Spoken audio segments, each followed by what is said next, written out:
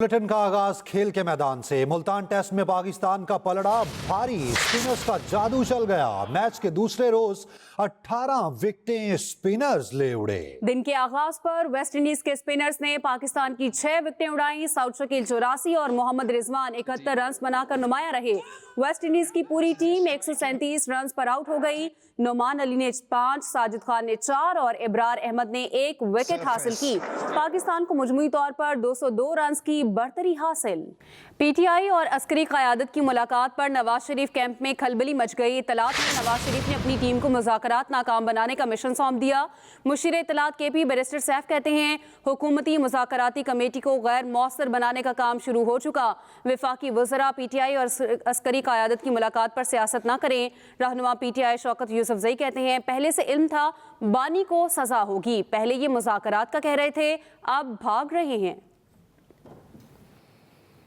190 million pound तारीख का सबसे बड़ा फ्रॉड है। किसी काबीना के रुकन ने फायदा नहीं लिया, इसलिए उन्हें सजा नहीं हुई।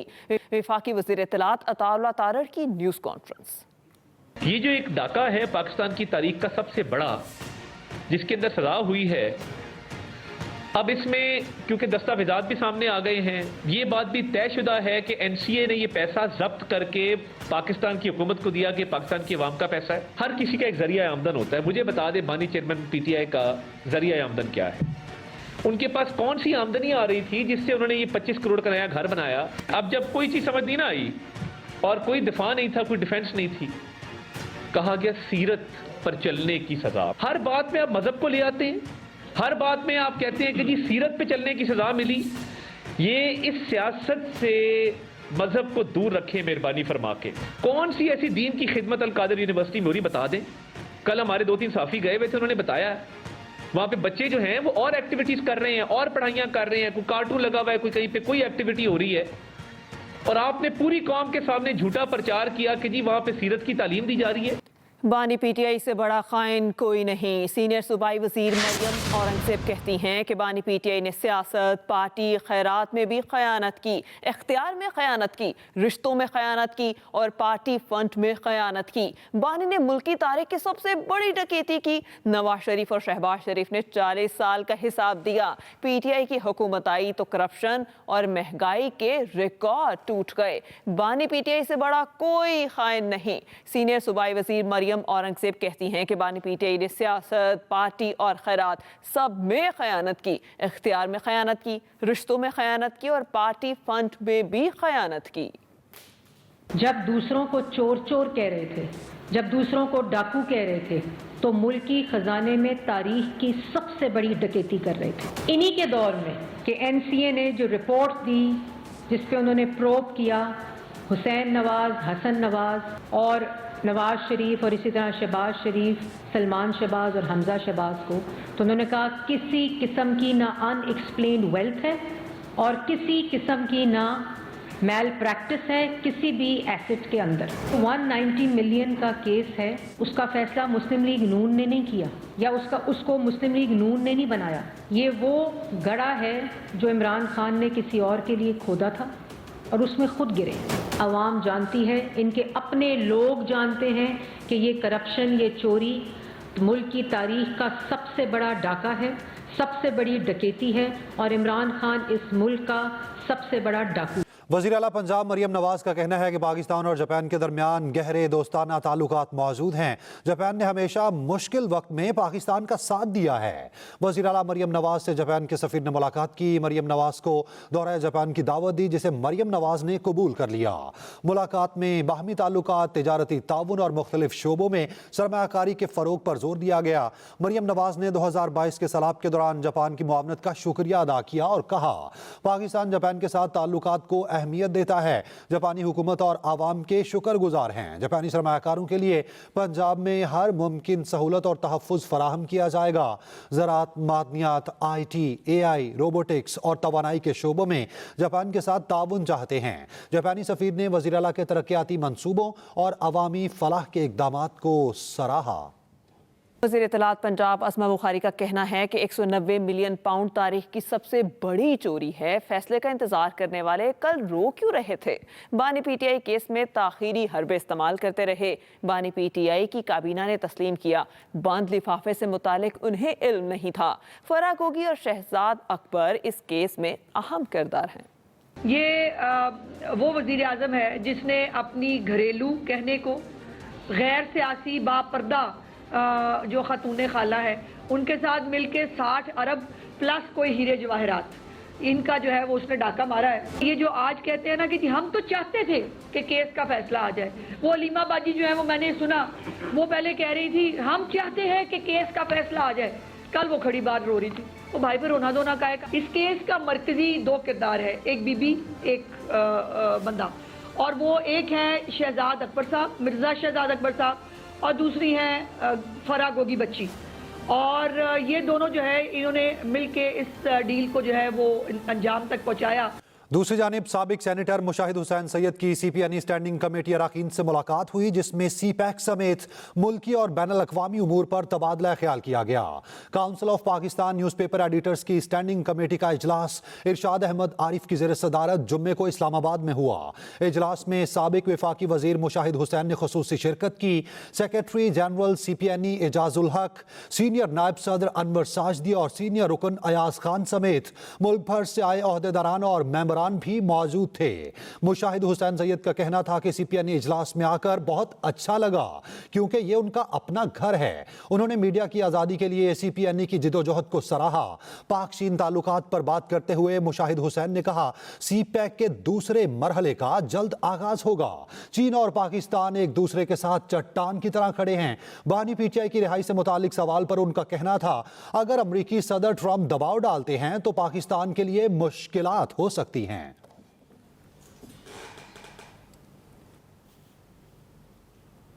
وفاقی وزیر پانی و بجلی اویس لغاری حلقہ کے لوگوں کے مسائل دہلیز پر حل کرنے کے لیے میدان میں آ گئے.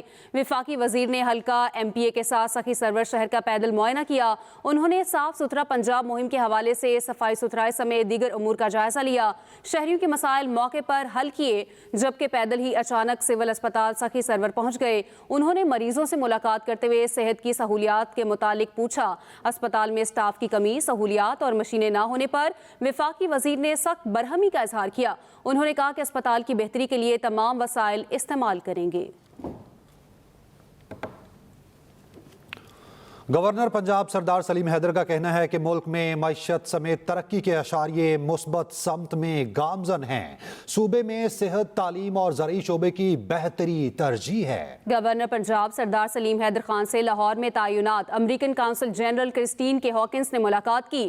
ملاقات میں صحت, تعلیم اور زراعت کے شعبوں میں دو طرفہ تعلقات کو فروغ دینے پر تبادلہ خیال کیا گیا.